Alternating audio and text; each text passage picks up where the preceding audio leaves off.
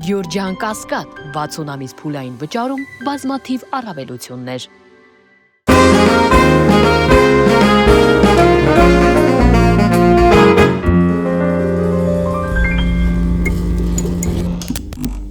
Ողջույն մարդկային զրույցն է Մեդիահաբի YouTube-յան ալիքում։ Իմ հրավերն այսօր ընդունել է անհավանական ջուսը, երգչուհի, ով շատ հաճախ հայտնվում է սկանդալների կիզակետում, սակայն միշտ դուրս է գալիս հաղթանակած։ Ողջույն։ Ոյ, ինչ ճիշտ ասեցիք, հաղթանակած դուրս եկավ։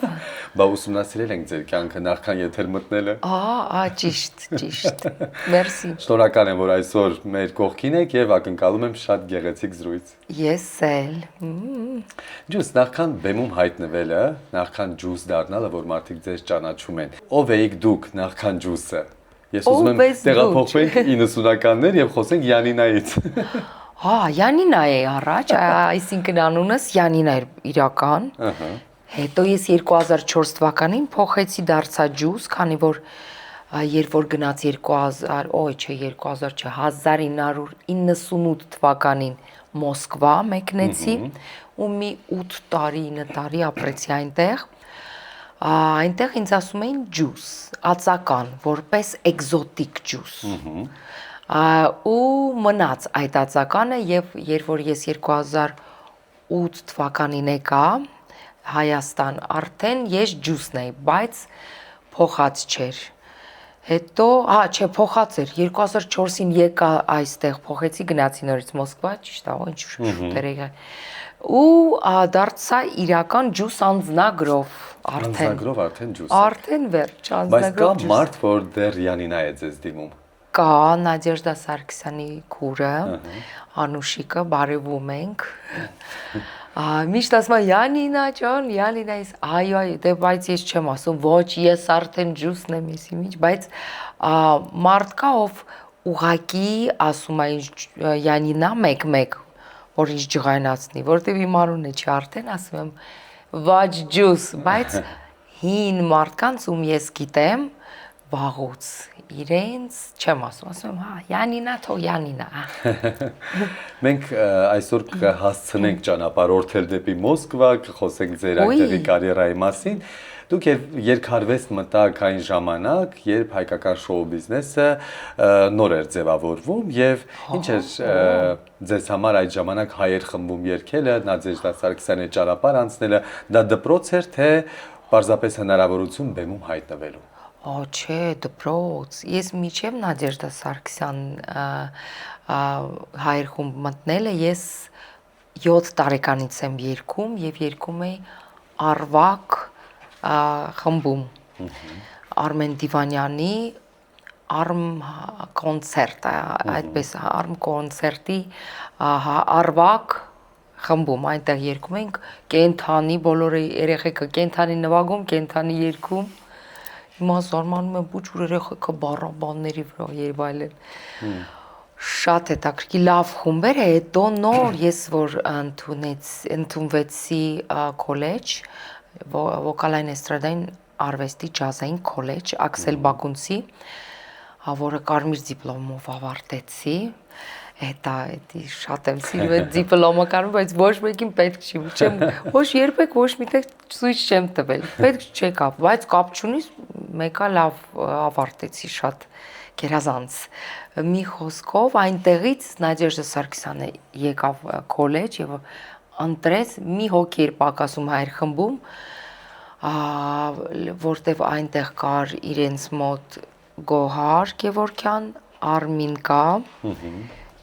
Լիլիթ, կարծեմ Լիլիթ էր անունը, Լիլիթ Ջեք, իրան Ջեք էին ասում, նա մեկնեց Ամերիկա, մի հոգի պակասում էր, եկավ Աքսել Բակունցի մոտ, ասեց ինձ պետք է մի սենց գժական վառ, սենց էներգիայով մի աղջիկ ասում է, Յանինա, ես բուջուր էի, 14 տարեկանում ինձ ընդունեցին քոլեջ, չնայած չէր կարելի, բայց ոնց որ դուրները եկա, ես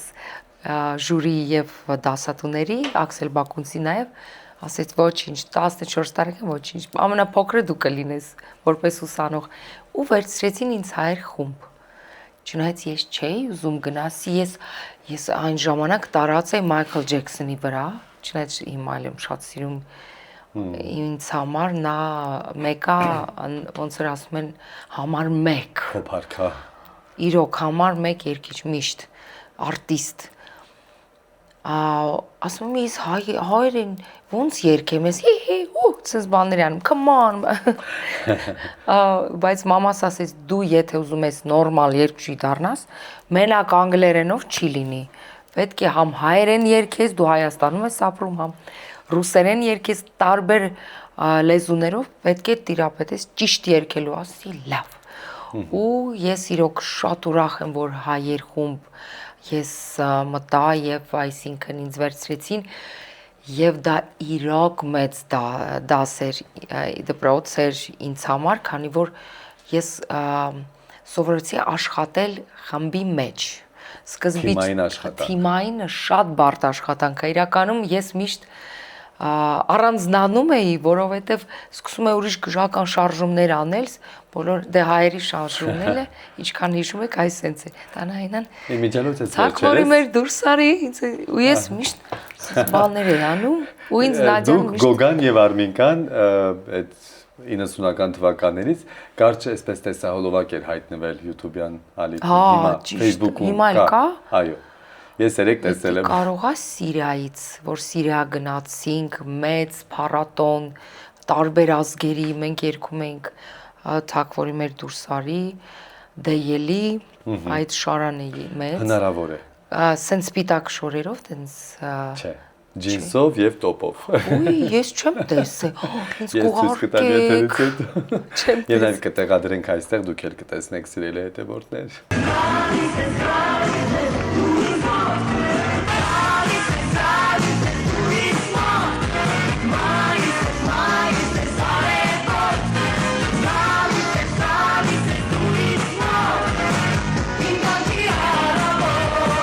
Շարունակենք եւ 90-ական թվականներին դուք եւս արդեն հայտնի երգչուհի էիք, բայց այսօր երբ մեր սերնդի մարդկանց հարցնենք 90-ականների սեքս սիմվոլը, բոլորը կասեն Լիլիթ Կարապետյան։ Միշտ, միջև հիմա ինձ համար նա է որպես գիտեք սենց ամենականացի երգչուհի միջև հիմա նա այդ այդ արտահայտությանը։ Լիլիթի հետ մտերիմ եք։ Շատ ինքը իրոք յուրահատուկ արտիստ է, բացի դրանից, որ ձայնը միանգամից կարաս փակ աչքերով ասես, այս է Լիլիթն է երգում, որը ամենակարևոր բանը երգչի համար, որ ձայնը տարբերվի։ Հիմա կեսը երգում են բոլորը նույն տիպի, չես հասկանում, ով է երգում ինչ, նույն երգեր, նույն ձայն, նույն ինչ որ վոկալային տվյալներ, անհետաքրքիր։ Իսկ նա տարբերվում է դրա համար ինձ համար նա իրոք չնայած ինքը չի սիրում այդ արտահայտությունը սեքս սիմվոլ բայց ես իրան միշտ ասում եմ դու լավով նայ իրականում որպես կուրկ սենց գայթակղիչ կուրկ շատ լավ երգչուհի եւ անհատ դառնալու ճանապարհին հա ձևավորվելու ճանապարհին ով էր այն մարդը ով հավատաց ձեզ եւ միշտ ասում էր դու ուրիշ ես առաջ գնա Մամաս Մայրդ Մենակ մամաս ես այդքան է կոտրվում էլ չի ուզում երգեի էլ կարծեմ 14-15 տարեկանում ես չունեի բարձր նոտաներ հիմա ինչքան ուզում ես կարող եմ երգել բայց այն ժամանակ մենակ ցածր սենց երգում բայց դու ու ինչքան ցածր նոտաներով ինձ տալիս են երգել հայրում էլ բոլոր ձայները ալտ որ ասում են իմներ դեյելի սենց ու չէի կարա երգա չէ սենց չէր լինում ասում էի չէ ես չեմ լինի երգչուհի մոտ չի լինի վերքը չկա բարձր նոտաներ չկա մամաս կլինի դու փոքր բայց իմ շատ ուշ բացվեց այդ սենց բարձր ձենը բայց որ բացվեց ասում դե ճիշտ էր մամաս էլի փաստորեն լավ է չթողեցի բեմը նա չէր ամեն ինչ ինձ ուժ էր այդքան տալիս որ ես չթողեմ բեմը ես կոտրվող էի հիմա չէ բայց այն ժամանակ հա մեր մամաներն այդպեսին են իրոք եկավ մի ժամանակ երբ ջուսը որոշեց որ միայն լավ երգելը իրեն չի բավականեցնում եւ պետք է հեռանա Հայաստանից 98 թվական Մոսկվա եւ մերժեցիք Բույնովի առաջարկը իր բեք վոկալիստը լինելու։ Ոչ թե մերժեցի, դա հայերից էր գալիս, այսինքն երբ որ մենք Նայիրի կինոթատրոնում էինք, այնտեղ էինք մենք միշտ փորձեր անում եւ օֆիսը Նադեժդա Սարգսյանի այնտեղ էր 90-ականների ժամանակ։ Եվ եկավ Բույնովը, Ալեքսանդր Բույնովը իր թիմով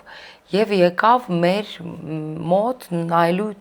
եւ փորձը եւ կարծեմ համերգ էինք տալիս հենց Նայիրում բեմ էր մեծ։ Ու ֆիքսեց ինձ, ասում է այս աղջիկը դուրս եկավ, ես իրան պետք է տանեմ կոնկուրսների, այն ժամանակ Յուրմալա, տենց առը հետո Նովե Վալնա դարձա, բայց Յուրմալա մրցույթ։ Դե Նադեժդա Սարգսյանը ասեց կամ դու վերցնում ես բոլոր հայերին այդ մրցույթի համար, այսինքն Գոգային, Արմիկային ինձ եւ Էմին էլ կար, բայց ուղղակի շատ փոքր է։ Կամ չեմ կարող ես թողնել Յանինային, չէ։ Ու նա ասենց ոնց որ մերժված գնաց Մոսկվա, հետո որ խառը վիճակ ստեղծվեց, հայերը արդեն ոնց որ փլուզվում էին, ես դուրս եկա, որ շարունակեմ իմ մենա երկչի լինելը, այսինքն ու հիշեցի, որ Բույնովը ինձ կանչում էր։ Ու սենց $100 ես գնացի, ես ու մամաս մեկնեցինք ռիսկ, Մոսկվա, ռիսկ արեցինք, գտանք Բույնովին ու այդ չնայած միջև մայլ իր պրոդյուսերը իր կինն է,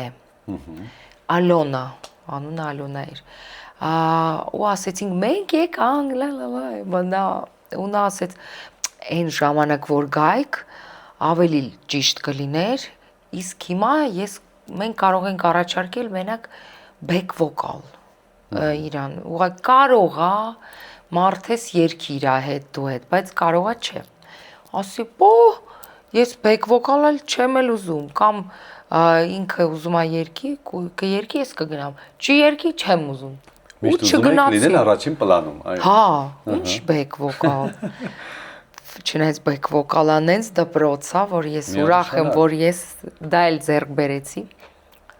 Մի խոսքով բեք վոկալ, ոչ չգնացի։ Ու մի հատ տղա կար ռեպեր այնտեղ, Էլշատ, անունը Էլշատ էր։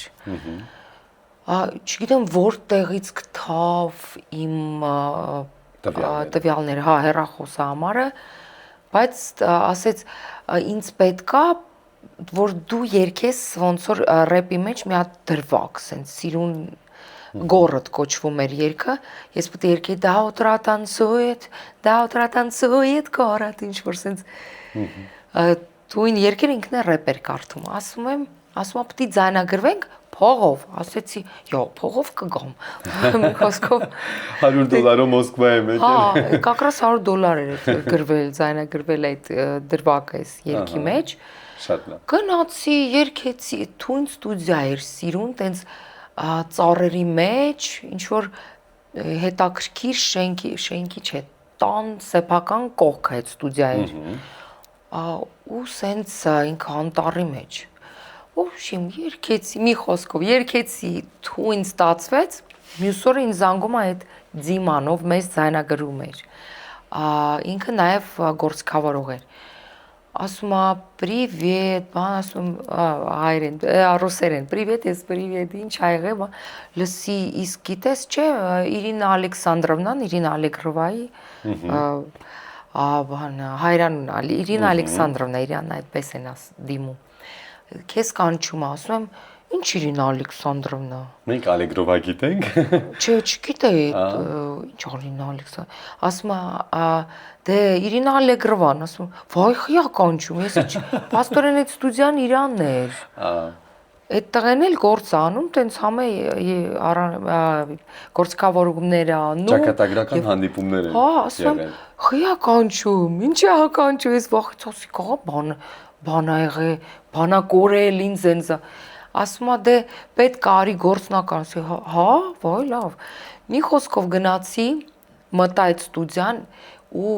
տեսնեմ մեծ տենց շատ երկար շուբայով սենց կինա կանգնած, բայց մեջքով, բոյով։ Ասի, «Здравствуйте, բարև ձեզ», դե ռուսերեն էլի, հիմա թարգմանում եմ, վրաց սենց, գժական սենց, արտիստիկ ինքը դե շատ ուրիշ է, իմպերատրիցա, որ ասում լրիվ դա է, հա, это ты пела, ասում եմ, դու ես երգել, ասում եմ, ահա, այդ այլ շատի համար այդ երգը, ասում եմ, հա,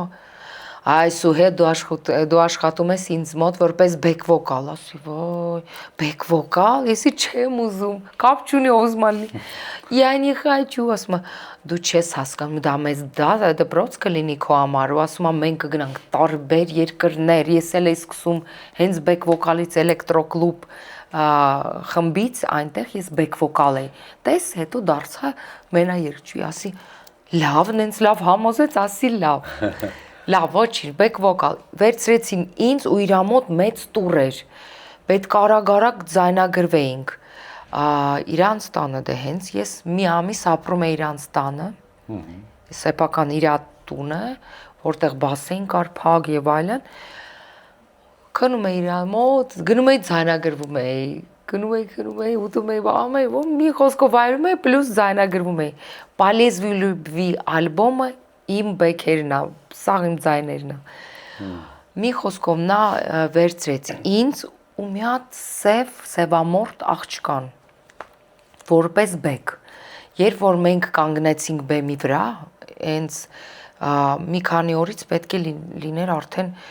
այդ համերգը մեծ, «Полезви любви», դե շորերը կարվում են եւ այլն, ու ես սկսեցի որ աշխատել, բեք վոկալ երգել, ու այդ աղջիկը, որ կողքս սևամորթ,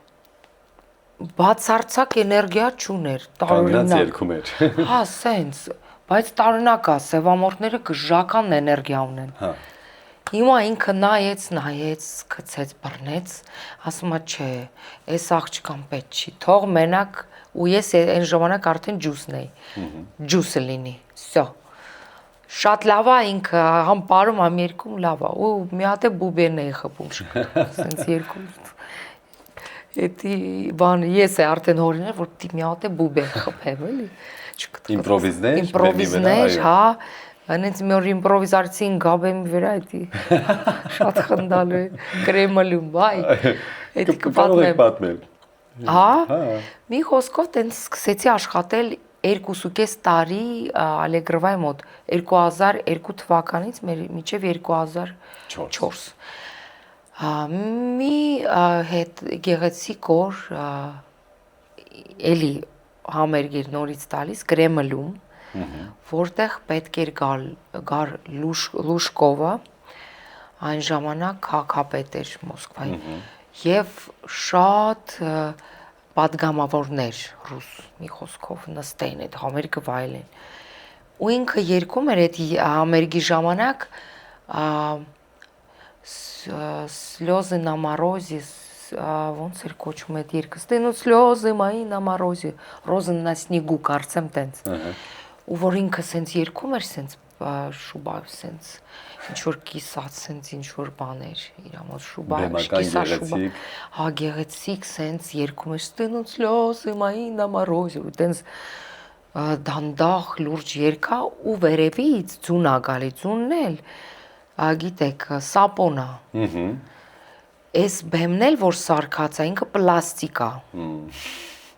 ես է բեմի վրա կանգնած եմ, սղացել ենք, սղացել,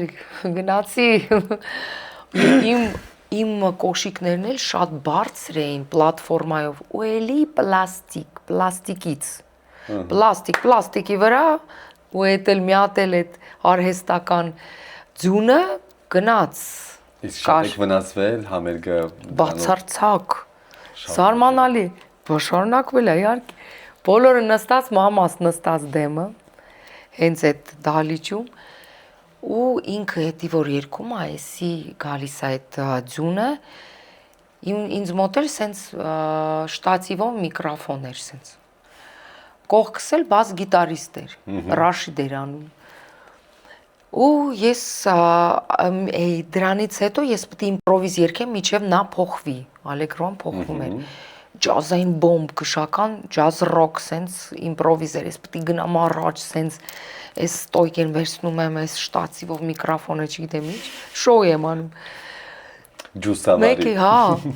Մի խոսքով էս երգից գնաց այդ ջազային իմպրովիզները, ես ու Ռաշիդը ինձ ֆռում է, ասում է մի շարժվի, ասում եմ խի, ասում է շատ կատոկ է, ասում է չես կարա, ասում է շատ պլաստաս կանգն, ասում եմ չէ, ես հետա բռնվում եմ շտատիվից չի կարա լինի, հենց ասում եմ չէ ախարը, ես չէ հա, դա ու այդ միկրոֆոնով հետույքի վրա դաղ կնգա, ինձ մոտ էլ երկար շոր էր սենց պլպլան, հնգա, լավ ոտերս չեմ իշում ոնց էր, սենց էր, էդի գնաց սղաց մի կողմ միկրոֆոնը, խոսավողը, ես ուրիշ տեղ, ես վրես նայում այս բաս գիտարիստ, վայ, տիպա ես ասեցի, չէ, ես չորեկթած, գնաց այդ միկրոֆոնի մոտ վերցեցի, ասեցի, извините, тут скользко, սենց չորեկթած, ծնկների վրա, ու ծնկների վրա սկսեցի երգել, սաղ, մամաս սենց եղավ, բոլորը հայ, հույ, սենց, բոլորը դալիճը, բայց ես, չգիտեմ, գժական, սենց, ծնկների վրա երգում եմ, come on։ Եվ իրավիճակն եք փրկել եւ բնականաբար դուք եք փրկվել։ Որ էլ դուսուս, մի խոսքով բարձրացա սենց, բայց արդեն կանգնած սենց բաներ է անում, արդեն ձեռքերով միայն երգում էի սենց ու միանշանակ վերջում, որ ես ասեցի Իրինա Ալեգրովան ինձ հիմա լավ Կտաշուցնի, կասի, ես ինչ ես արել խոսքի, ամբողջ համերգը վարի ես տվել և այլն, բայց չի հա, ասում ինչ լավն է, լսի, ապրես շատ լավ, միանշանակ պետք է բացի դրանից, հա, պատգամավորները մտան վերջում համերգի իր գրիմանոց, ես այնտեղ էի, դե խոսում ենք, որ ընկալա,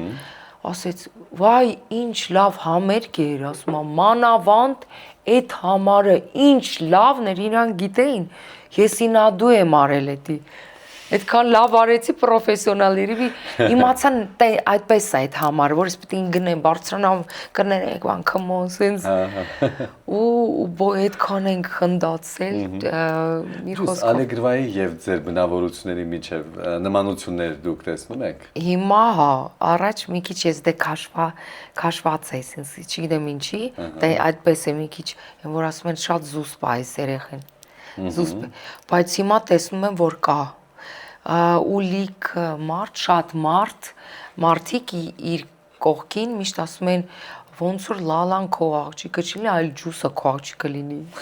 նմանություն կա, բնավորության մեջ էլ որպես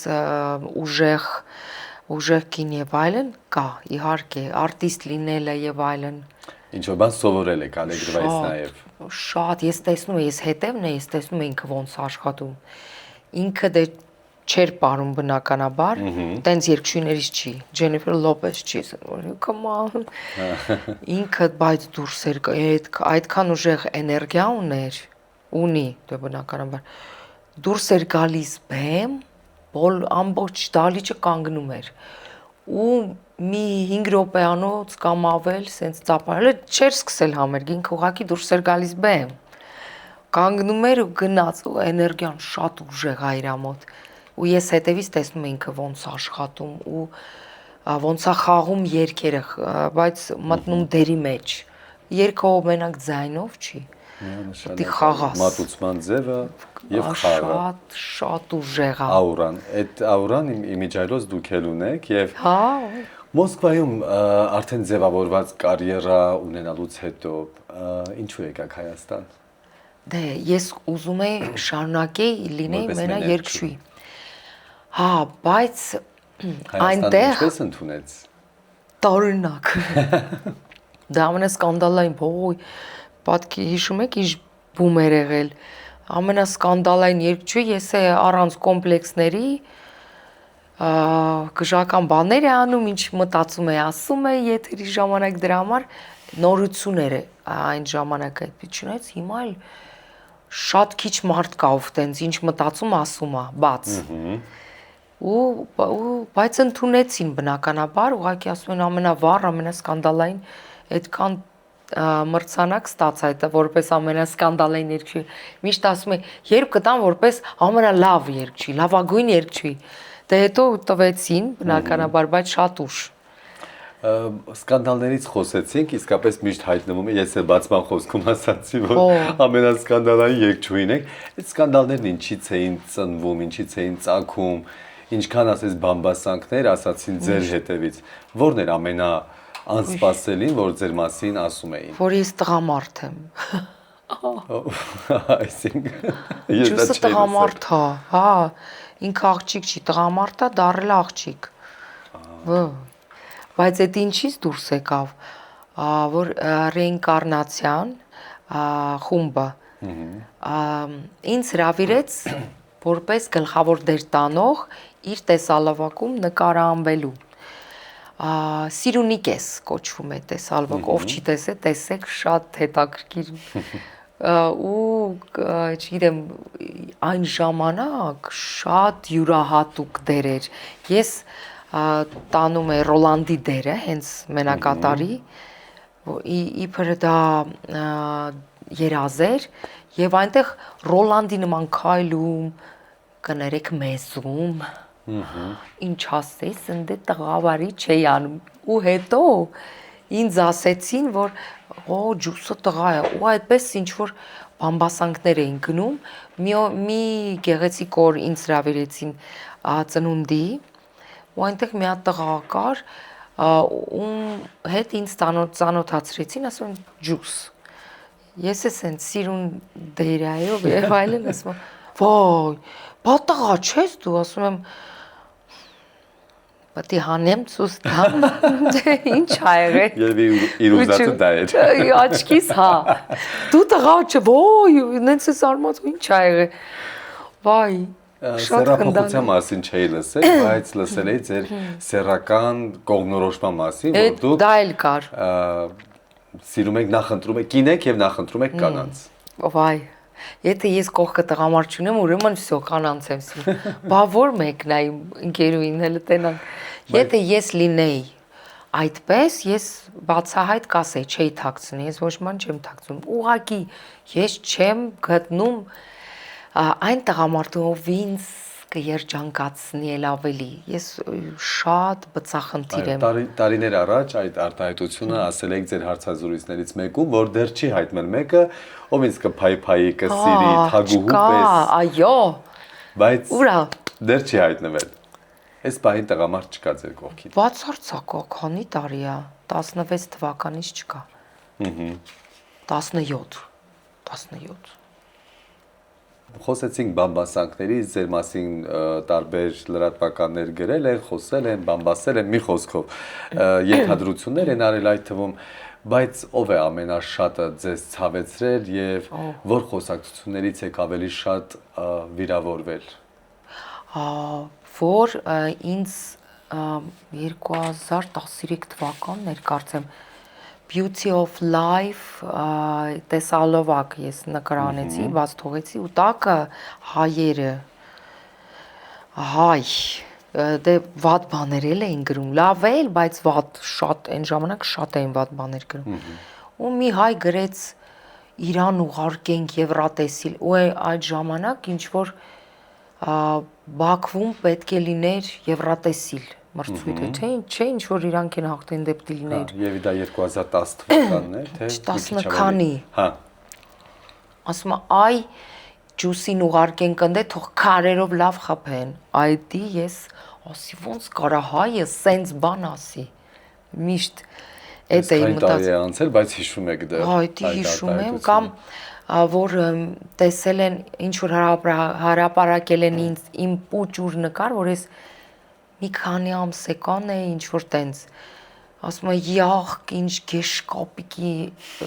տեսքով երեխա է յախք, բայց դրանից էլ է վիրավորվում, բայց չգիտեմ ինչի։ Բայց հիմա այս տարիքում Հիմա չի, ծիծաղում եմ։ Հիմա մի անգամ էլ տակը գրել են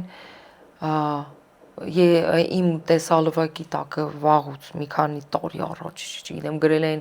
այս պարվա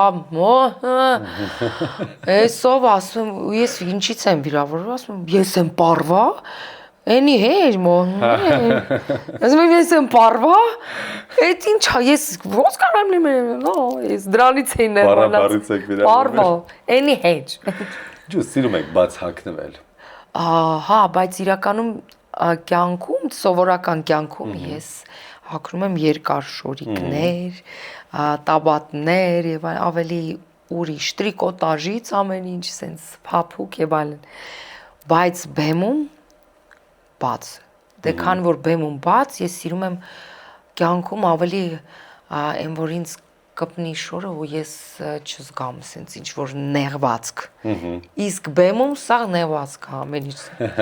Եվ որ Լեոնտիևին հարցրեցին ձեր ամենասիրելի հագուստը ո՞րն է, ասում է մեր մարմնի վրա համերգից հետո շոլկից մի հատ խալատ։ Այսքանը, որտեվ հոգնում է։ Մարդը հոգնում է։ Էներգիայից ծախսում ամեն ելույթ։ Ստեներ, ստեսքան եւ այլն։ Հա, այդ շորը։ Բայց գեղեցիկ մարմին ունեք եւ գոնե դուք ցուցադրելու այդ խնդիրը չունեք, էլի, ցուցադրելու բան ունեք։ Հետևում եմ սպորտ։ Իսկ մարմինը երբևէ դարձել է ձեր աշխատանքի գործիքը։ Այսինքն, եթե ինչ որ ուզում ես, օրինակ նկարանես, տեսալովակ համերգ դնես, գնաս սիրածի այդ խաշկարամանը հելլարվի, փողը վերցնես, գնաս նկարես, չէ, լոխ եմ ես այդ հարցում, թե չէ վաղուց տններ կունենա։ Որն է սահմանը ջուսի, որ երբեք չի անցնի։ Դե շատ կան, շատ, օրինակ չեմ քնեին մարդու հետ, որ օրինակ դուրս չի գալի ու իրան չեմ սիրում ու բայց փողապետ պարտադիր կանեմ Ոյ, չէ, թե չէ վաղուց հիմա սաղ կունեմ։ Կա տարբերություն լինել սեքսուալ կին կամ սեքսուալություն վաճառել այդ հակասությունների մեջ։ Հա, բա կա, սեքսուալ կին էդի կարաս լրիվ հագնված փակ լինես ու այդ դա էներգիա է։ Սեքսուալ լինելը ոչ թե բացել ազդրը եւ այլն բաներ այդ սեքսի չէ, դա վուլգարությունն է էժան վիճակ, բայց սեքսի լինելը դա էներգիա է։ Դու կարաս նստես ու քեզնից դա բխի։ Իսկ վաճառելը դա էժան բան է ինձ համար։ Շատ լավ։ Կներեք վաճառողիներ։ Դուք դες սեքսուալ կին համարում եք։ Պահերի տեղ, հա, տեղ նենց լավել։ Դուք անցնենք բլից տարբերակների։ Սա իմ ամենասիրելի թեման է։ Այդ հարակ պատասխան։ Հարակ պատասխան։ Զգացմունքներով որոշումներ, թե տրամաբանությամբ։ Տրամաբանությամբ, ավելի ճիշտ։ Սեր առաջին հայացքից եղել է։ Չէ։ Չէ, պետք է շփվեմ նոր սիրարվեմ։ Չի լինի։ Մեկ բառով ինչպիսին է ջուսը։ Խելահեղ։ Ինչը երբեք չեք ների։ Դավաճանություն, սուտ խոսալը, ոյ։ Կյանքի ամենակարևոր դասը ո՞րն է եղել։ Ամենակարևոր դասը կյանքի իմ չեղած ամուսնությունը։ Ասում եմ ես այնտեղ եղել եմ եւ դուրս չի եկել։ Հիմա եթե վերադառնանք ավելի վաղ երիտասարդության շրջան, ինչը կփոխեիք ձեր մեջ։ Ավելի կուզենայի իմ այս ուղեղը լիներ այն ժամանակ կարող է ավելի շուտ ամեն ինչին կհասնի ինձ թվում է, էլի։ Իսկ ինչ կփոխեիք, ամուսնություն, մայրություն, այդ թեմաներով։ Հա, միշտ երազել եք մայրիկ լինել։ Հա, կուզենայի, բայց դե չկա, ես չեմ սիրում այն որը անում են էկո եւ այլն, կարող է դա լավ բան է, բան չունեմ ասելու, բայց ես սիրում եմ ընտանիք լինի։ Եթե չկա, համակերպվում ենք եւ Չկա, հələ որ սենց, մենակ կատվիս հետ։ Շատ լավ։ Ձեր ամենաուժեղ կողմը։ Ուժեղ, որ ես ուժեղ եմ ընդհանուր ես շատ ուժեղ եմ։ Ես գիտեք ինչ եմ անում, որ սկսում եմ թթվել, օրինակ վայ, Մի անգամ ասում ոչ, հələ մի հատ հավաքվի, всё, վերջ, գնում ես ու անում ես։ Սենց ես անում, չես մտածում դրա մասին, ստոպեր շատ ունեմ, ստոպ, всё, ու սենց։ Էդ այն ուժեղ կողմը։ Ամենաթույլ կողմը շատ եմ սենց այն որ տեսնում եմ ինչ որ նեղացնում են շներին, կատուներին կամ կենթանի կամ երեխեքին, շատ եմ սենց կարող է լացեմ եւ այլն, դա իմ ամենաթույլ կողմն է, որ ուժեղը մարդը ինչ որ նեղացնում է թույլին, դա չեմ սիրում։ Հիմա նաև երկարվեստին անդրադառնանք, ձեր երազանքի դուետը։ Ուի։ Մենք մտածում ենք Լիլիթ Կարապետյանի հետ հետաքրքիր երգ, բայց չենք գտնում։ Որ դա լինի, ինձ թվում է դա բում կլինի, շատ բան կլինի, ուղղակի չենք ուղարկում են մեզ երգերը, բայց այն չի։ Պետք է շատ հիթային երգ լինի, բայց առաջ կուզենայի, դե եթե վերցնենք արտասահմանից, կուզենայի Ջեքսոնի, դա զուտ երազանք։ Թինա Թորներ, սենց կուզենայի, Weekend։ Հաջորդ հարցի պատասխանը գիտեմ, բայց դա ամենասիրելի երգիչ։ Երգիչ որտեղի։ Կապ չունի։ Հայ եւ համաշխարհային։ Դե Ջեքսոնը, նոմեր 1։ Դե կարող եք նաեւ հայ նշել, որպեսզի հավասարություն պահենք։ Գորսու ջան, շատ լավն է։ Այո։ Արման Հովանիսյան։ Ոյ, Եվ Սարո։ երգչուհի։ Լավն են։ Դե էլի կան լավերը, բայց ամենալավերը իմ համար իրենք են։ Երգչու այստեղից։ Եվ Երգչուհի շատ կան ստեղ, չէ՞, Շուշան Պետրոսյան եմ սիրում։ Նունե Եսայան եմ յուրահատուկ։ Դե Լիլիթ Կարապետյան յուրահատուկ ձայներ։ Այն որ մի անգամից դու հասկանում ես իրենք են։ Ափսոս Ինգանուշ Արշակյաններ չկան, հիմա վայ շատ լավն են։ Կամաց նորից սկսում են Իրոք շատ լավն են։ Դելիթը հետաքրքիր է, էլի նորերից։ Էլում կարելի է Լիաննա երգչուհի ուժեղ է, Սոնա Սարգսյանը, Մոսկվա։ Ուժեղ է, հա։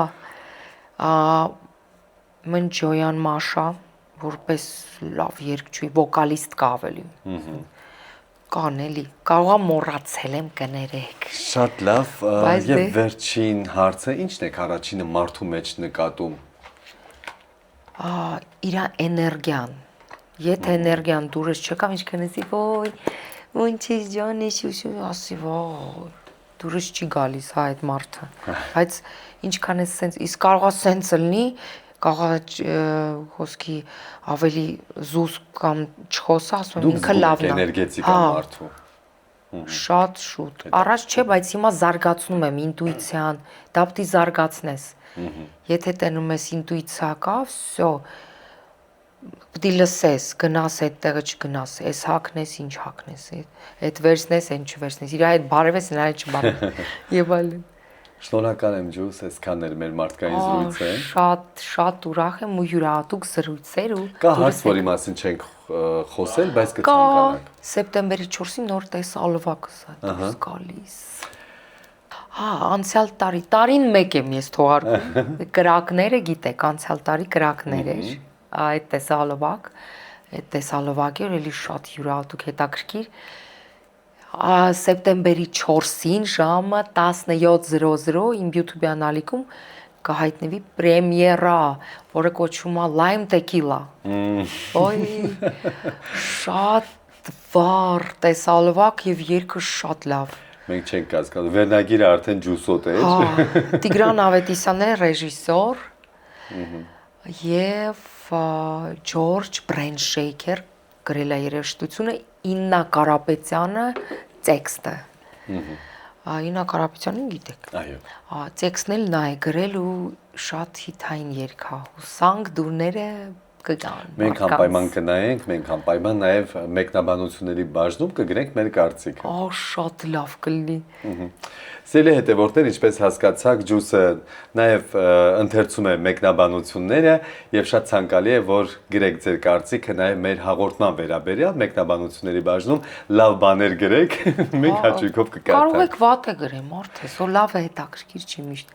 Շնորհակալ եմ ջուս, որ ընդունեցիք մեր հրավերը, շնորհակալ եմ ջերմ զրույցի համար։ Սիրելի հետևորդներ, մենք ձեզ հրաժեշտ ենք տալիս,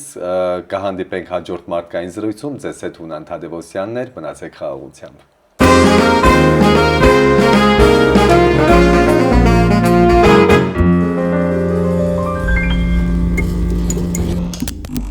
Գյուրջան Կասկադ 60 ամիս փուլային վճարում բազմաթիվ առավելություններ։